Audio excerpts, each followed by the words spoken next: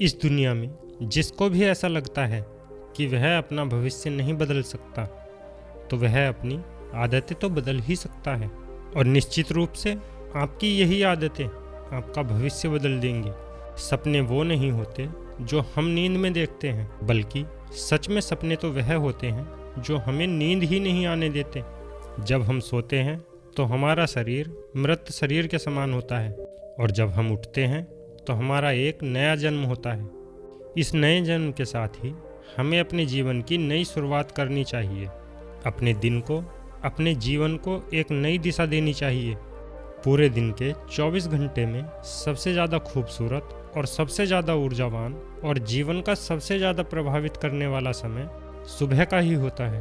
और सुबह के समय जिन आदतों को आप अपने जीवन में अपना लेते हैं, वह आदतें आपके पूरे दिन को ही नहीं बल्कि आपकी पूरी ज़िंदगी को प्रभावित करती हैं और आपके लक्ष्यों पर आपकी सोच के हिसाब से प्रभाव डालती हैं।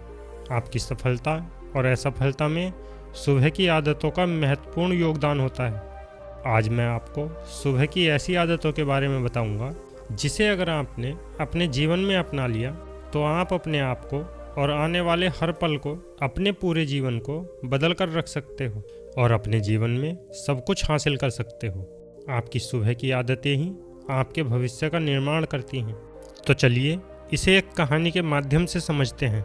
एक बार की बात है, महात्मा गौतम बुद्ध अपने सभी शिष्यों को अपने आश्रम में प्रवचन दे रहे थे।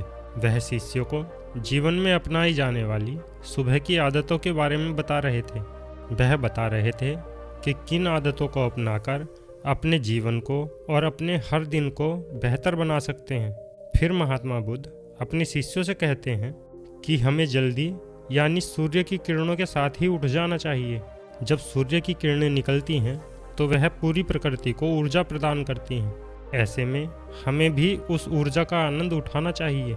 जो व्यक्ति देर से उठता है वह सूर्य की ऊर्जा को ग्रहण नहीं कर पाता है और पूरे दिन निराश रहता है। उसका पूरा दिन आलस्य से भरा रहता है। फिर महात्मा गौतम बुद्ध पहली आदत के बारे में बताते हुए कहते हैं कि चाहे हमारा कल कैसा भी बीता हो, लेकिन हमें आज की शुरुआत सकारात्मक बातों के साथ करनी चाहिए। हमें सुबह उठते ही सबसे पहले सभी को आभार प्रकट करना चाहिए। हमें उन लोगों का आभार प्रकट करना चाहिए जिन्होंने हमारे बुरे समय में हमारी मदद की है।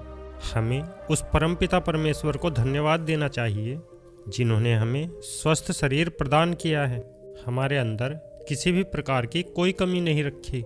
हम स्वयं चल सकते हैं, बोल सकते हैं, सुन सकते हैं और इस प्रकृति की सुंदरता को देख सकते हैं। चिड़ियों की चहचहाने की आवाज़ों को सुन सकते हैं, नदियों के बहने की आवाज़ को सुन सकते हैं। बहुत से लोग तो इसे देख भी नहीं पाते हैं क्योंकि उनकी आंखें नहीं होती हैं।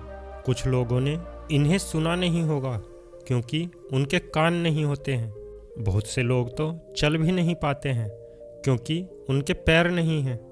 हमें परमात्मा का आभार प्रकट करना चाहिए कि उन्होंने हमें इस काबिल बनाया है कि हम अपना काम स्वयं कर सकते हैं।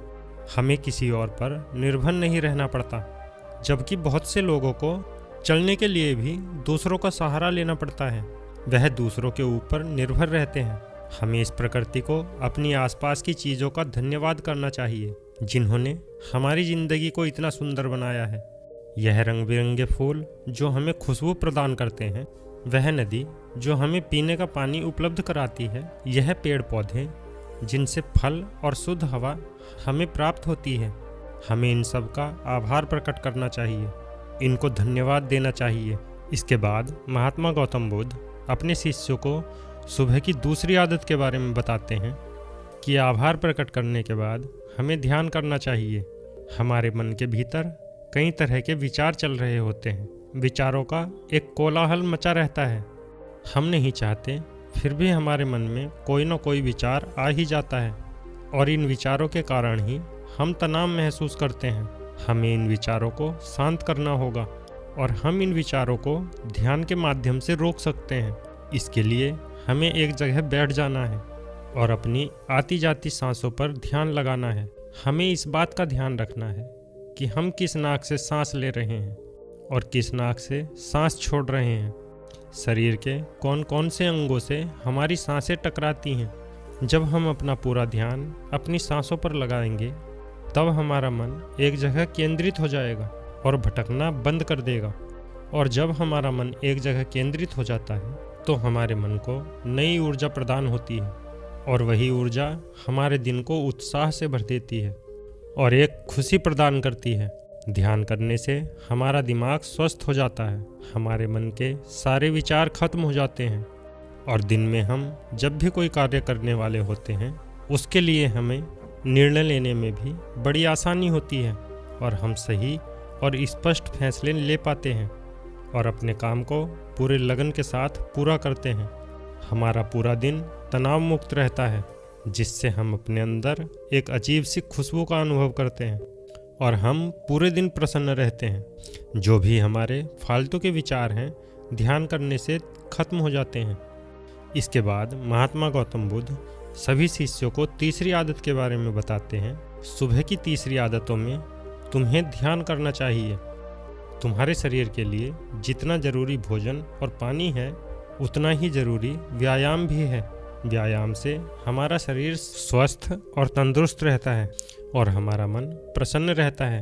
व्यायाम करने से हमारे शरीर के सारे अंग सुचारू रूप से कार्य करते हैं और हमें ऊर्जा प्रदान करते हैं, हमें कार्य करने की शक्ति प्रदान करते हैं जिससे हम अपने सभी कार्य को आसानी से पूरा कर पाते हैं और हमें थकान का अनुभव ही नहीं होता जिससे हम बिना थके पूरे कार्य को जल्द से पूर्ण कर पाते हैं। व्यायाम करने से हमारा शरीर स्वस्थ और निरोगी रहता है। हमें किसी भी प्रकार का कोई रोग नहीं होता।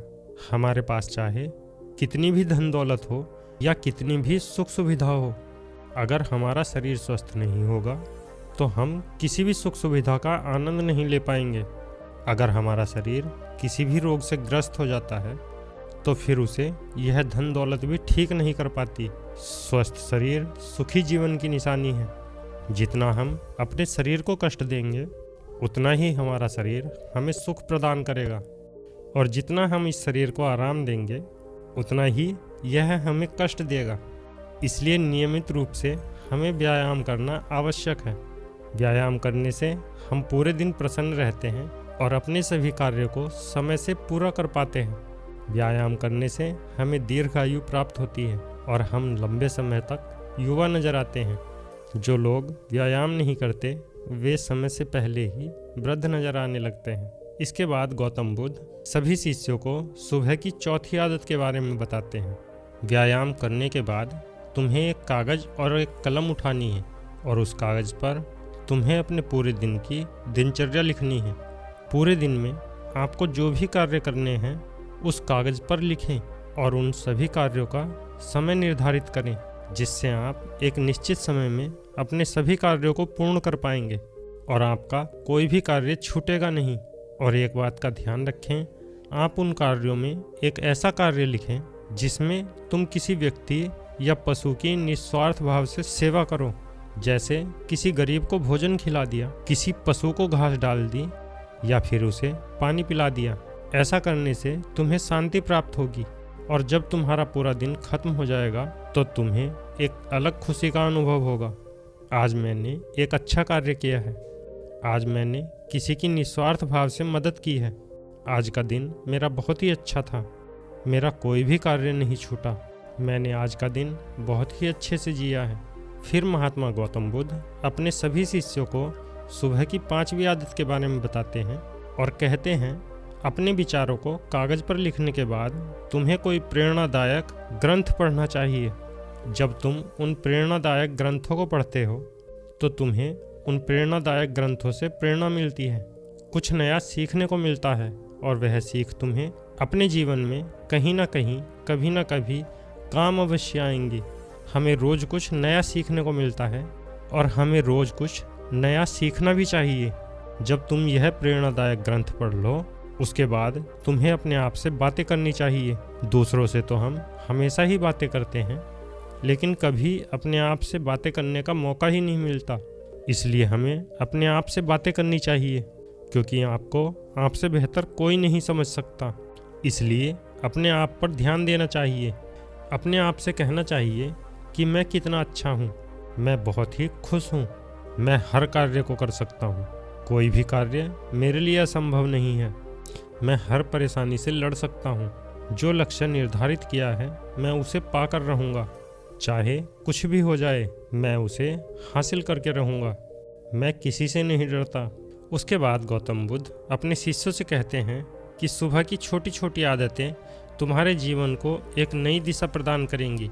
जब तुम इन आदतों के साथ अपने सुबह की शुरुआत करोगे तो तुम्हारा हर दिन बेहतर रहेगा और तुम हर दिन पूरे जीवन प्रसन्न रहोगे और खुश रहोगे। दोस्तों, यह छोटी छोटी दिखने वाली 5 आदतें हमारे जीवन पर सकारात्मक प्रभाव डालती हैं। इन आदतों को अपनाकर हम अपने हर दिन को खुशमय बना सकते हैं और अपने लक्ष्य को प्राप्त कर सकते हैं। तो दोस्तों, आपको यह कहानी कैसी लगी?